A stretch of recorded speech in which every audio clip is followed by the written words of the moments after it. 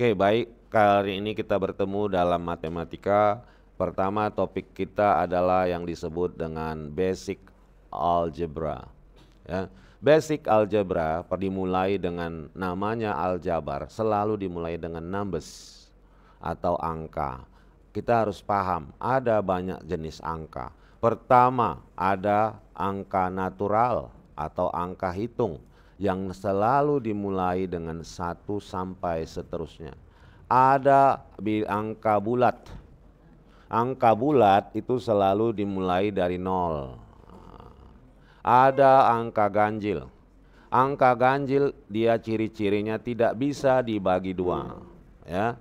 Ada angka genap. Angka genap ciri-cirinya dapat dibagi 2. Ada angka campuran ya, integer. Integer ini apa ya? Coba kita di sana, saya pun kadang-kadang lupa juga ya bahasa Inggrisnya. Makanya kita perlu belajar memanfaatkan teknologi juga. Kita cari aja di ChatGPT. Ya, ini kita cari. Sama saya juga dosen yang nggak sempurna. Kadang saya udah lupa juga. Apa itu integer? Nah, kita ketik di sini. Apa itu integer? Lupa saya. Ya, oke. Integer adalah bilangan bulat. Hah? Coba, apa itu whole number?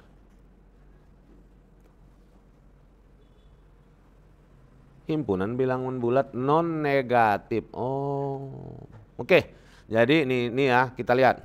Kita sama-sama belajar. Saya juga bukan manusia paling pintar ataupun manusia yang sempurna. Nah, perhatikan di sini. Kalau di bahasa Indonesia sering dianggap sama saja.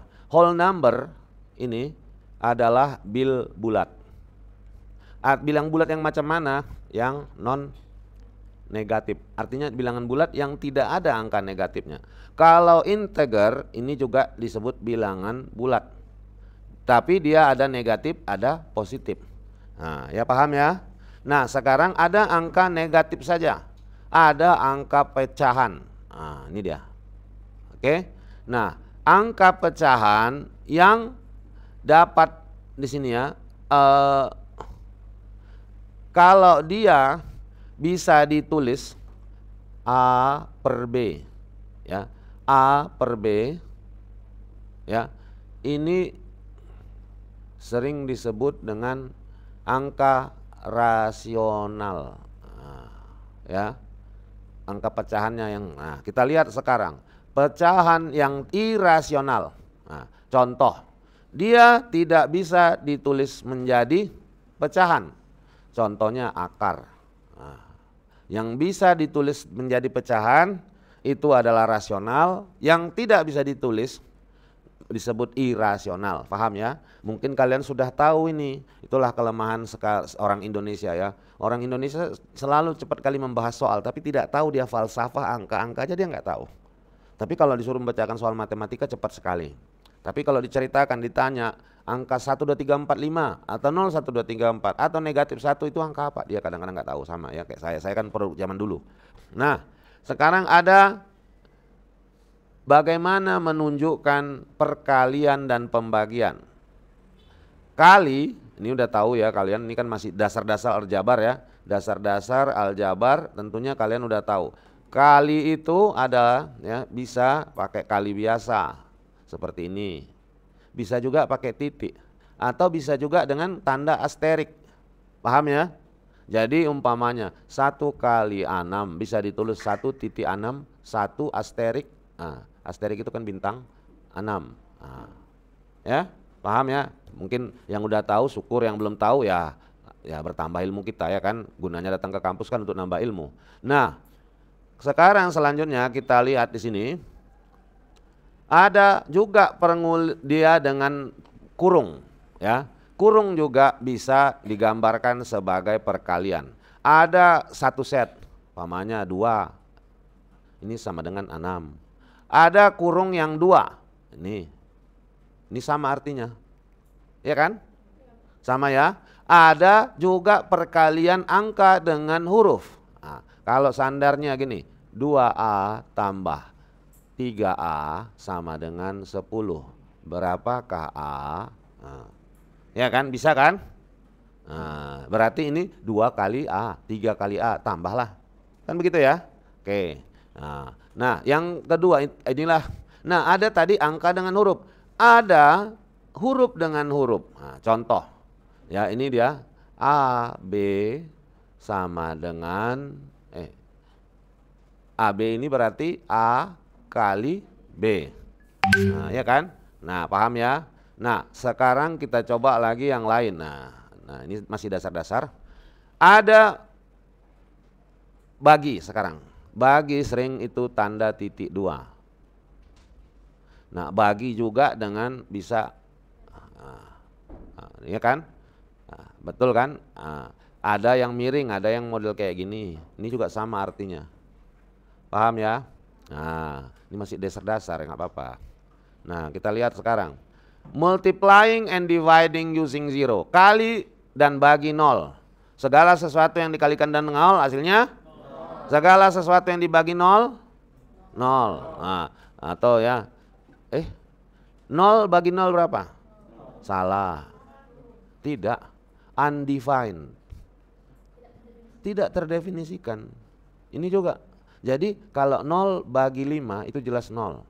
0 bagi 100 itu sama dengan 0. Kalau 100 bagi 0 itu sama dengan undefined. Salah kita selama ini kan? Karena basic kita selalu menyepelekan yang dasar-dasar. 0 bagi 0 pun tidak bisa dikatakan 0 bagi 0 itu 0. Tidak, karena kita nggak tahu berapa 0 ini. Makanya tidak bisa didefinisikan. Segala sesuatu yang membagi 0 tidak bisa kita definisikan. Paham ya? Oke. Nah, kita lanjut lagi. Simbol. Nah, ini udah tahu kalian pasti. Kalau dia sama dengan ini equal to, kayak ginilah. Kalau kayak gini tidak sama dengan. Kalau bahasa Inggrisnya not equal to. Kayak gini lebih kecil, less than. Kayak gini lebih besar, not less. Oh ada lagi. Nah ini baru tahu juga kita ini. Ada simbol. Nah ya, ada simbol ternyata dia yang udah lebih kecil tapi ada garis lagi membelahnya. Ternyata artinya not less than. Tidak lebih kecil dari. Ini macam mana ya? Kalau umpamanya yang ini kita tarik, pasti nanti ada contoh di bawahnya, tenang aja. Kita lanjut dulu nih. Kayak gini, greater than, lebih besar. Ada lagi great is not greater than. Nah, ini less than or equal to, lebih kecil sama dengan. Ada lagi, garis. Iya kan? Nah, lebih besar. Nah, ini greater than or equal to. Ada lagi. Nah, ini mungkin baru tahu ya. Karena di Indonesia ini kan suka sekali. Ini. Perhatikan ini. Ada lambang mendekati, approximately. Paham ya ini dia? Mendekati sama dengan, berbeda dengan yang ini lurus dia. Oke. Nah, itulah dasar-dasar yang pertama untuk simbol. Masih banyak, kita lanjutin aja santai-santai, nggak apa-apa. Nah, ada properti dasar. Ini yang jarang diajarkan di Indonesia karena dianggap terlalu gampang. Ingat kalau dasarnya aja nggak paham, nanti kedepannya pun tidak akan paham. Jadi dia nyangkut. Makanya sering di Indonesia itu tumbuhan mengambang di tengah karena akarnya tidak kuat. Karena dianggap dasar atau akar itu nggak penting. Padahal untuk mempelajari ilmu harus tahu dasarnya. Karena sering kali dianggap itu teori. Untuk apa belajar teori? Ya kan, sering kita lihat gitu guru kita dulu kan, alah teori kau, yang penting kan bisa bacakan soal. Padahal kalau kau hanya pandai bacakan soal, ilmu kau hanya segitu. Karena dasarnya tidak nanam akarnya. Yang bagus itu adalah teori kuat, prakteknya kuat. Ya, selanjutnya ada dia namanya aksiom dari penambahan, penjumlahan. Closure adalah semua jawaban berada di dalam aslinya. Nah, ketika dua angka genap ditambahkan, maka hasilnya juga genap. Nah, ya. Angka genap tambah angka genap hasilnya genap. Sehingga set dari angka genap memiliki closure penutupnya di dalam penambahan. Ketika dua angka ganjil ditambahkan, maka jawabannya bukan ganjil.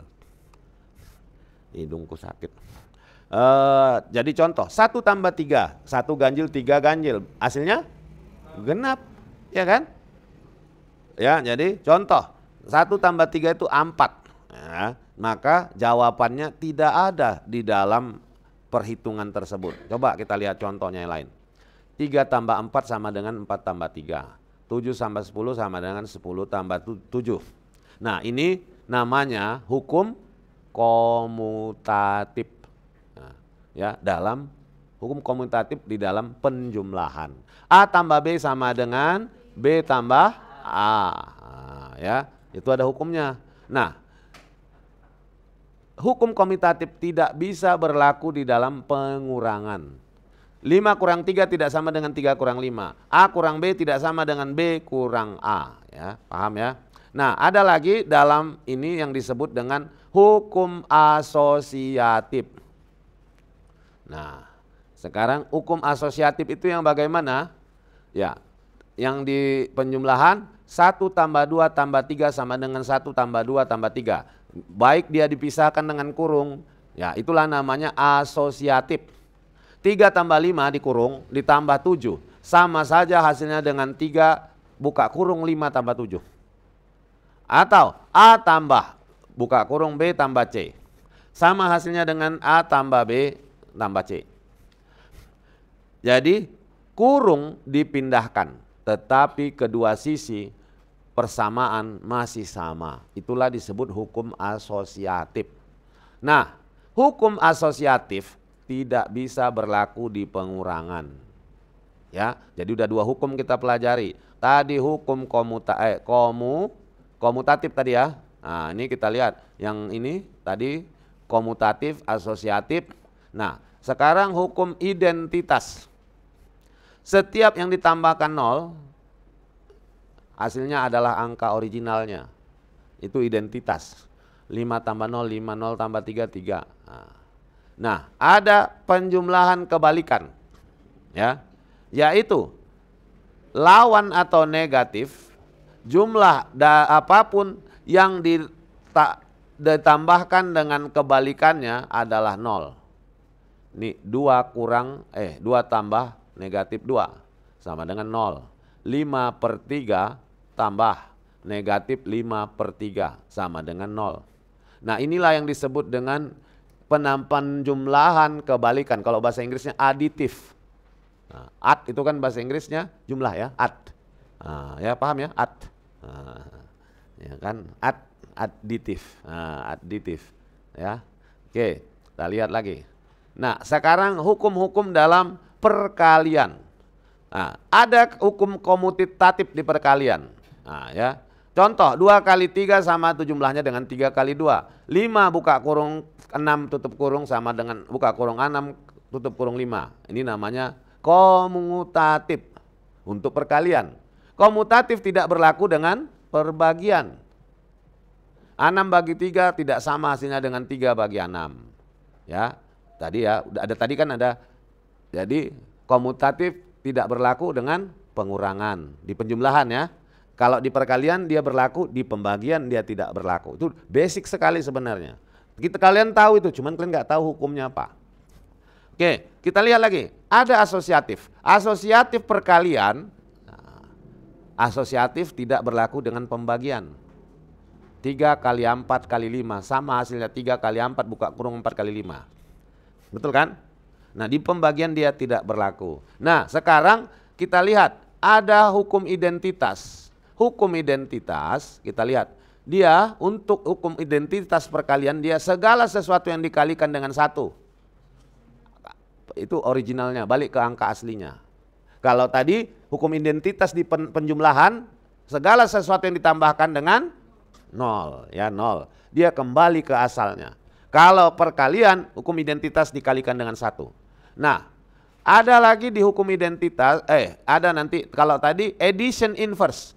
Inverse, kebalikan dari penjumlahan. Ini kebalikan dari perkalian atau disebut juga dengan hukum resiprokal. Ya. Artinya 1 dibagi dengan angka maka angka tersebut dikalikan dengan kebalikannya. Bukan, 1 itu maksudnya angka apapun dikalikan dengan angka. Contoh ya, kita balikkan. 3 dikalikan 1/3, maka hasilnya 1. Ya. Nah, contoh yang lain. 2/3 dikalikan dengan kebalikannya. Ini mati, ini mati, 1 juga hasilnya. Nah, atau A dikali 1/A sama dengan 1. Nah, oke? Ya. Nah, sekarang ini kita cari dulu exercise. Nah, oke.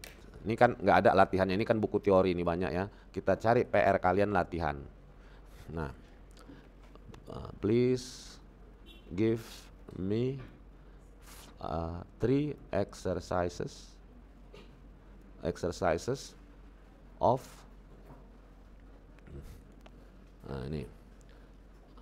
ini aku carikan contoh-contoh soalnya 3 dari sini. Nah, ini kita copy. Nah, Mas suruh ChatGPT yang mikir, jangan awak yang mikir. Sob.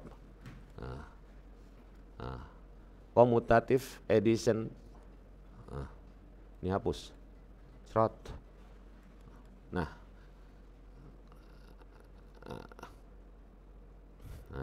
dikasihnya. Nah, inilah PR kalian wak labu. Bukan PR sih, latihan kalian di kelas. Ini ada jawabannya ya, dikasihnya ya. Oh, ini dia. Kalau komutatif untuk properti penambahan dan perkalian.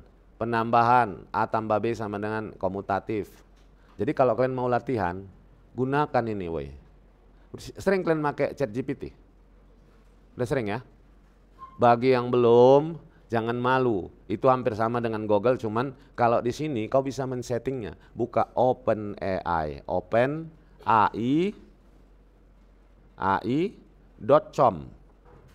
Nah, nanti kau login pakai emailmu. Ya, login kau pakai emailmu. Ada 3 pilihan. ChatGPT, kalau ini DALL-E ini untuk menggambar-gambar.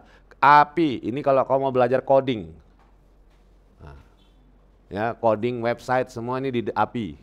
Kalau DALL-E itu kau mau buat cerita animasi, gambar, itu ini di sini kau belajarnya. Kalau kau belajar yang umum, klik ChatGPT. Tanyakan sama dia apapun. Ya, kayak gini ya, kayak yang punya aku ini udah banyak kali ini, makanya aku hapus-hapusin ini. Karena aku selalu berbicara dengan dia. Ya, jangan kita ketinggalan zaman. Ya, nanti kalian silahkan lanjutkan dulu ya, saya kayaknya udah dipanggil. Terima kasih ya.